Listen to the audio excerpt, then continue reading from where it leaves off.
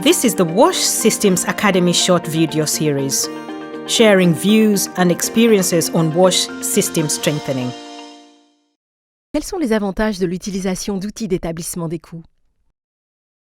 Il faut dire que la question des financements est une question très primordiale dans la fourniture, la pérennité de la fourniture des services. Et quand on dit financement, il faut pouvoir chiffrer pour voir quelle est l'ampleur de ce qu'on recherche comme financement. Eh bien, justement, l'outil d'évaluation des coûts à long terme des services nous donne cette opportunité de pouvoir chiffrer les besoins en matière de financement, que ce soit les financements en termes de capital, que ce soit les financements en termes de maintenance et d'entretien, que ce soit les financements en termes d'opération, les financements en termes d'appui.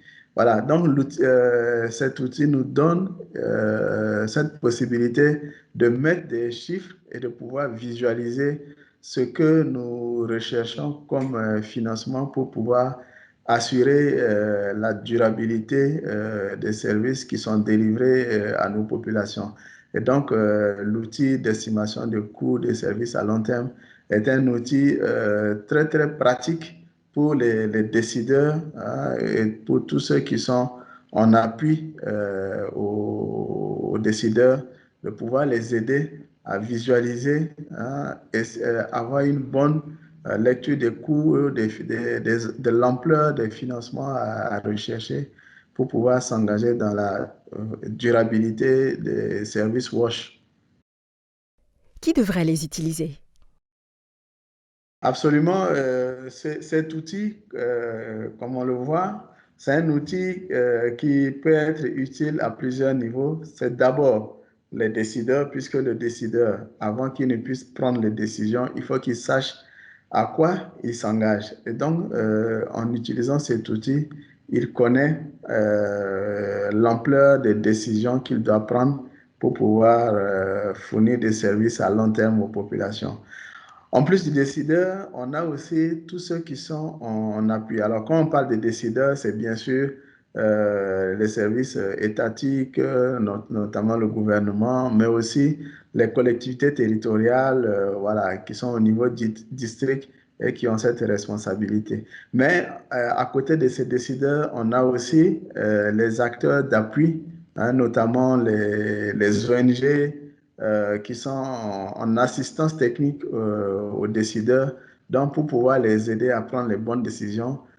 Cet outil aussi est très utile pour les ONG d'appui à pouvoir aider les décideurs à connaître les coûts à mobiliser, les coûts à rendre disponibles pour pouvoir assurer la pérennité des services.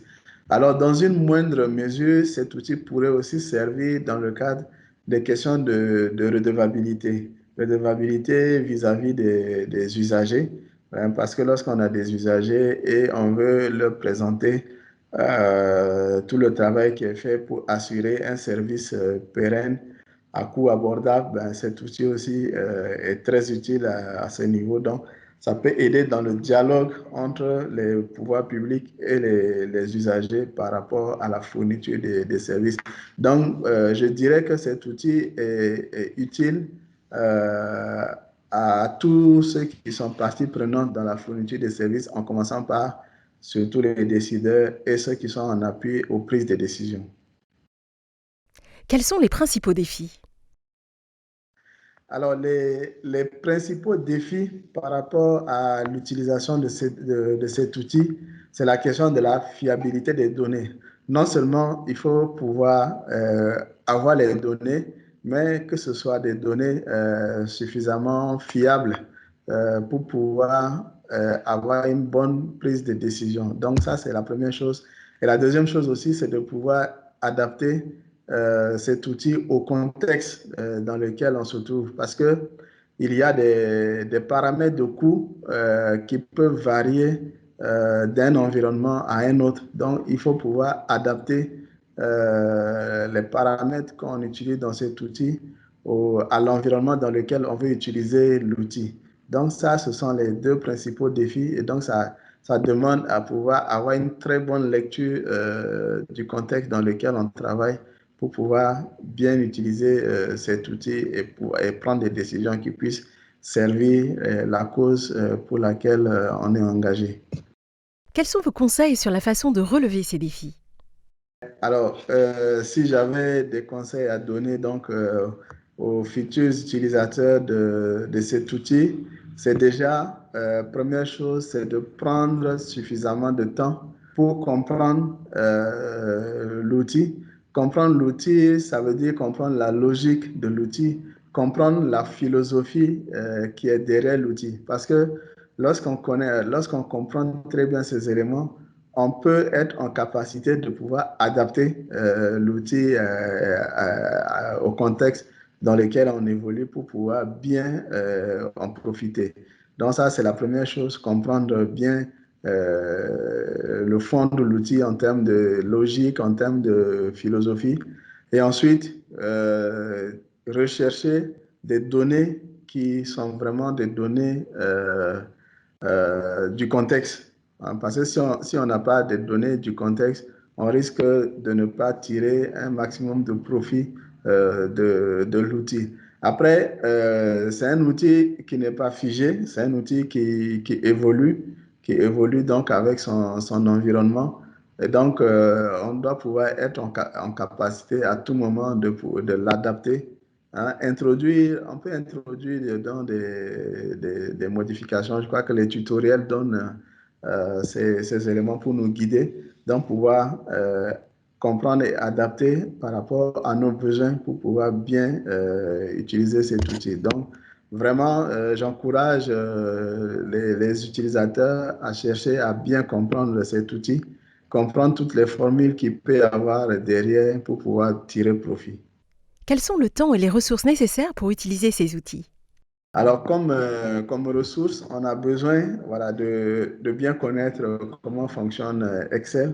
Ça, c'est l'outil de base. Hein. Vous savez, l'outil a été construit à partir d'Excel. Donc, il faut comprendre Excel, au moins le b.a.-ba. Et ensuite, comprendre la structuration des financements au niveau des acteurs de la fourniture des services. Donc, que ce soit les questions d'investissement, que ce soit les questions de fonctionnement.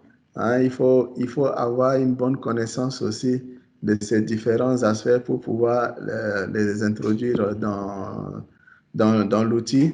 Et bien sûr, bon, il faut avoir, bien entendu, les outils, le laptop et puis tout ce qui va avec pour pouvoir bien utiliser cet outil. Et je peux assurer que, en tout cas, ceux qui arriveront à mobiliser toutes les ressources nécessaires pour pouvoir utiliser cet outil, en tout cas, ils seront très satisfaits des retombées qu'ils auront en utilisant cet outil, surtout dans les questions de prise de décision par rapport à la pérennité des services délivrés aux populations. This was the WASH Systems Academy short video series. Find out more at washsystemsacademy.org.